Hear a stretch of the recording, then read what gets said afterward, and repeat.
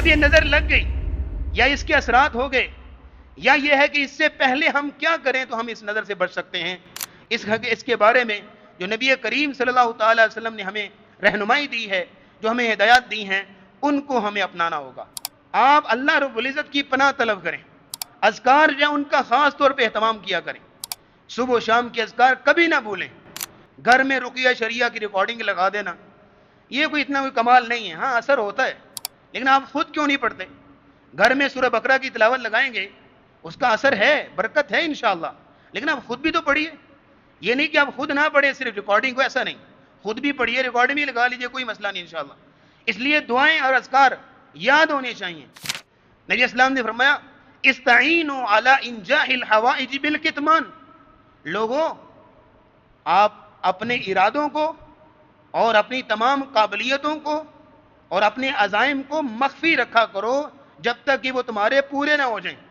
فَإِنَّ كُلَّ ذِي نِعْمَةٍ مَحْسُودٍ، کیونکہ ہر نعمت والے کا حسد ضرور کیا جاتا ہے۔ پھر اس حسد کے اثرات تم پر پڑیں گے۔ ہم کیا کرتے ہیں، ذرا سی کوئی چیز ملی پہلے بڑھ چڑھ کے واہ واہ کے چکر میں نمائش کر لی، جب بعد میں کسی کی نظر کھا جاتی پھر ہم روتے ہیں بیٹھ کے ہوا کیا ہمارے ساتھ۔ اسی نبی اسلام نے فرمایا کہ چھپا کے رکھو، فَإِنَّ كُلَّ ذِي نِعْمَةٍ مَحْسُودٍ، اس لیے کہ حسد کرنے والے کی نظر بہت تیز ہوتی ہے۔ اور یاد رکھیے گا ہماری شریعت کا جو اصول آپ سب جانتے ہیں انشاءاللہ، کہ ہماری شریعت میں یہ ہے کہ دل کے خیالات پر گرفت نہیں ہوتی، جب تک انسان عمل نہ کرے، یہ زبان پر نہ لے کے کوئی بات، دل کے خیالات پر گرفت نہیں ہوتی۔ لیکن حسد ایک ایسی، یوں سمجھ لیجیے ایسا گناہ ہے کہ اس کے دل کے خیالات ہوتے ہیں اور ان کے دل کے خیالات پر بھی انسان کو گناہ ہوتا ہے۔ یعنی حسد ایک ایسی چیز ہے کہ دل کے خیالات پر بھی انسان گناہگار ٹھہرتا ہے۔ اور جو ہمیں دعا سکھائی گئی وَمِن شَرِّ النَّفَّاثَاتِ فِي الْعُقَدِ، یا اللہ گرہ کے اندر پھونکنے والیوں کی شر سے میں تیری پناہ مانگتا ہوں۔ کیا مطلب؟ جادو کی شر سے۔ اور دوسرے نمبر پر وَمِن شَرِّ حَاسِدٍ اِذَا حَسَدَ، حاسد کی نظر کی شر سے میں تیری پناہ مانگتا ہوں۔ یہاں پہ اللہ رب العزت نے جادو اور نظر بد اکٹھا ذکر کیا یہاں پہ، لیکن یہاں یاد رکھیے گا ہم یہ رونا روتے رہتے ہیں جادو جادو جادو، سر نظر اس سے زیادہ ایفیکٹ کرتی ہے۔ جادو کا اثر تو بہت دیر بعد ہوتا ہے، نظر کا اثر فوراً ہو جاتا ہے، اور جادو کوئی کرائے تو پھر ہے، لیکن نظر ایسی چیز ہوتی ہے کہ جو راہ چلتے ہوئے کسی نے دیکھا تو لگ گئی۔ اس لیے نظر کے حوالے سے ہمیں زیادہ احتیاطی تدابیر جو ہے وہ ہمیں کرنا ہوں گی۔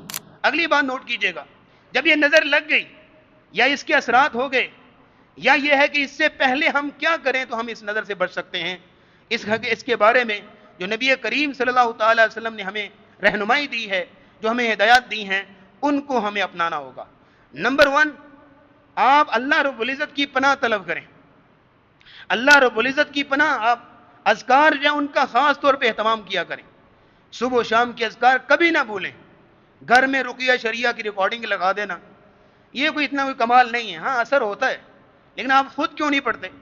گھر میں سورہ بقرہ کی تلاوت لگائیں گے، اس کا اثر ہے، برکت ہے انشاءاللہ، لیکن آپ خود بھی تو پڑھیے۔ یہ نہیں کہ آپ خود نہ پڑھیں صرف ریکارڈنگ کو، ایسا نہیں، خود بھی پڑھیے، ریکارڈنگ بھی لگا لیجیے، کوئی مسئلہ نہیں انشاءاللہ۔ اس لیے دعائیں اور اذکار یاد ہونے چاہیے۔ بسم اللہ الذی لا یضر مع اسمہ شیء فی الارض ولا فی السماء وہو السمیع العلیم۔ نبی اسلام نے فرمایا جو 3 مرتبہ صبح و شام پڑھ لیتا ہے، اللہ رب العزت اس کو ہر قسم کے شر سے محفوظ کر لیتے ہیں۔ شاید ہمیں کوئی ضرورت ہی نہیں میرے خیال میں، بس یہ ہے کہ جب کوئی بھی نقصان ہو گیا تو عامل کو 10-20 ہزار دے دیا، بات ختم ہو گئی۔ خود آپ ان پریکاشنز کو اپنائیے، ان اذکار ان دعاؤں کو اپنائیے۔ نبی اسلام نے دعا سکھائی جو شام کے وقت پڑھ لیتا ہے، اعوذ بکلمات اللہ التامات من شر ما خلق، یا اللہ میں تیری تمام کلمات کے وسیلے سے تجھ سے پناہ طلب کرتا ہوں، ہر مخلوق کی شر سے میری نجات دے اور مجھے بچا کے رکھ۔